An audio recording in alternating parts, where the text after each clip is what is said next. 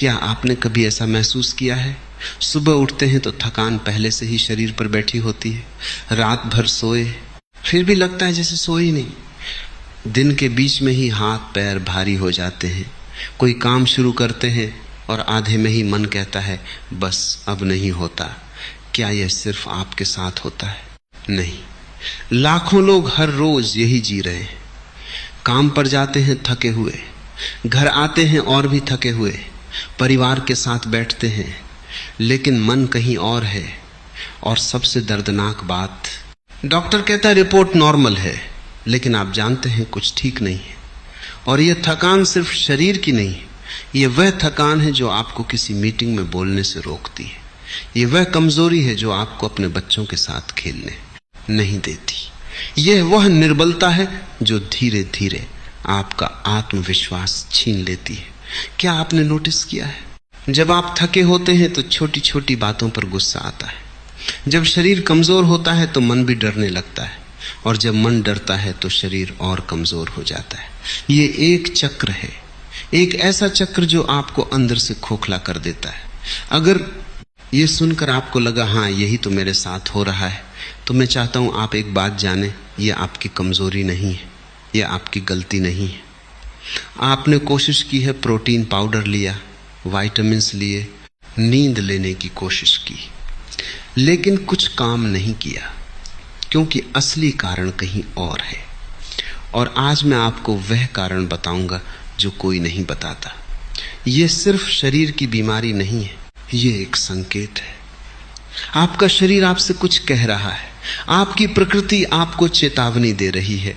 हमारे पूर्वजों ने हजारों साल पहले इस कमजोरी को समझा था। ऋषि मुनियों ने इसका नाम दिया था ओजस की कमी।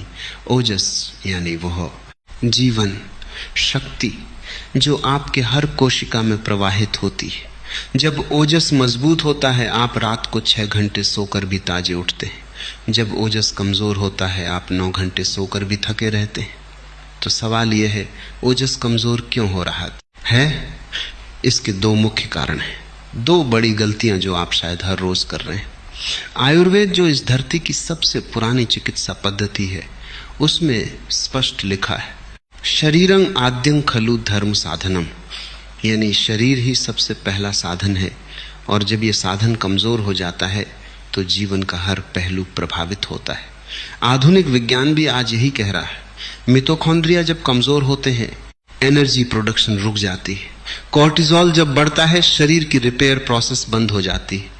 परंपरा और विज्ञान दोनों एक ही बात कह रहे हैं। तो चलिए अब जानते हैं वो 2 गलतियां कौन सी हैं। गलती नंबर 1, आप खाना खाते हैं लेकिन पोषण नहीं मिलता। यह सुनकर अजीब लगेगा। आप खाना तो खा रहे हैं 3 बार भरपेट, फिर भी शरीर कमजोर है। क्यों? क्योंकि खाना खाना और खाने का पचना 2 अलग अलग चीजें हैं। आयुर्वेद में इसे कहते हैं जठर अग्नि। जठर अग्नि यानी पाचन की अग्नि। यही वह शक्ति है जो भोजन को तोड़कर ओजस में बदलती है। इसे ऐसे समझिए जैसे एक यज्ञ कुंड होता है, उसमें जब अग्नि तेज होती है, घी डालो, संविधा डालो, सब कुछ जल जाता है, ऊर्जा निकलती है, वातावरण शुद्ध होता है। लेकिन अगर वही कुंड की अग्नि मंद हो जाए तो घी भी पड़ा रहेगा, धुआं उठेगा और यज्ञ का फल नहीं मिलेगा। यही आपके पेट में हो रहा है। क्या आपने नोटिस किया है? खाने के बाद भारीपन लगता है, गैस बनती है, दोपहर में नींद आती है। यह सब जठर अग्नि के मंद होने के संकेत हैं और इसे कमजोर करती है एक बहुत कॉमन आदत, खाने के तुरंत बाद ठंडा पानी पीना। यह एक गलती है जो करोड़ों लोग करते हैं। जैसे जलते हुए यज्ञ कुंड पर ठंडा पानी डाल दो, अग्नि बुझ जाती है। ठंडा पानी पाचन रस को पतला करता है, डाइजेस्टिव एंजाइम्स का तापमान बिगड़ता है, खाना ठीक से नहीं पचता, अधपचा खाना आंतों में सड़ता है, टॉक्सिन्स बनते हैं। ये टॉक्सिन्स ब्लड में जाते हैं और शरीर की हर कोशिका कमजोर होने लगती है। तो करें क्या? खाने के साथ गुनगुना पानी पिए, घूंट घूंट। खाने के बाद कम से कम 30 मिनट तक ठंडा पानी न पिए।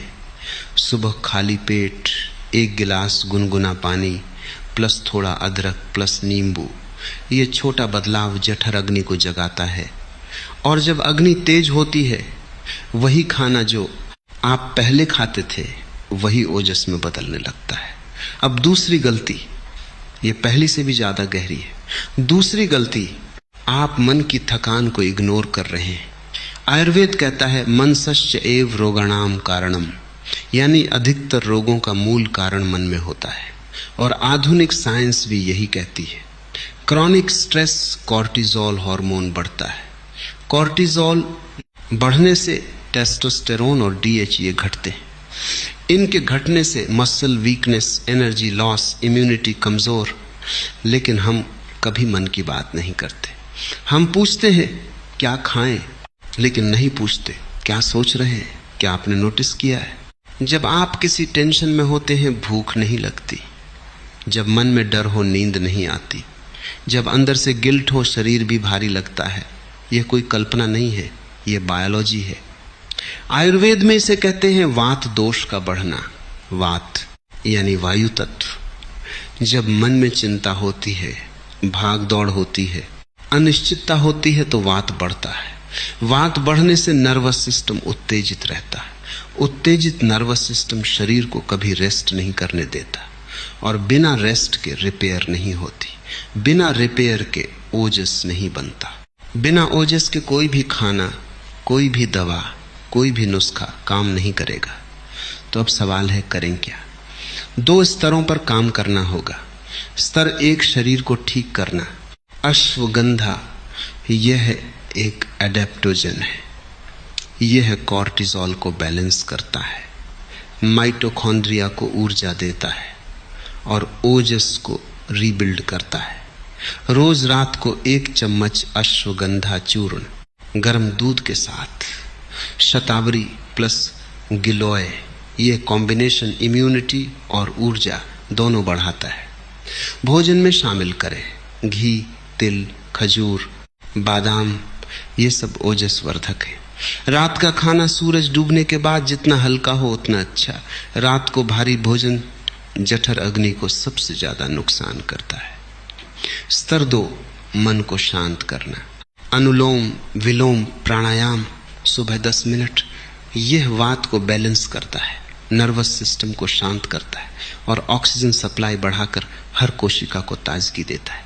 एक और अभ्यास, रात को सोने से पहले 5 मिनट के लिए लेट जाइए, आंखें बंद करिए और मन में कहिए मैं ईश्वर को समर्पित हूं। जो हुआ अच्छा हुआ, जो होगा अच्छा होगा। ये सरेंडर कॉर्टिसोल को तुरंत कम करता है। ये कोई अंधविश्वास नहीं है, ये न्यूरो साइंस है। हमारे ऋषियों ने कहा था स्वस्थस्य स्वास्थ्य रक्षणम, यानी स्वास्थ्य की रक्षा करना ही सबसे बड़ा धर्म है। लेकिन हमने स्वास्थ्य को सिर्फ शरीर तक सीमित कर दिया। असली स्वास्थ्य है शरीर प्लस मन प्लस आत्मा का संतुलन।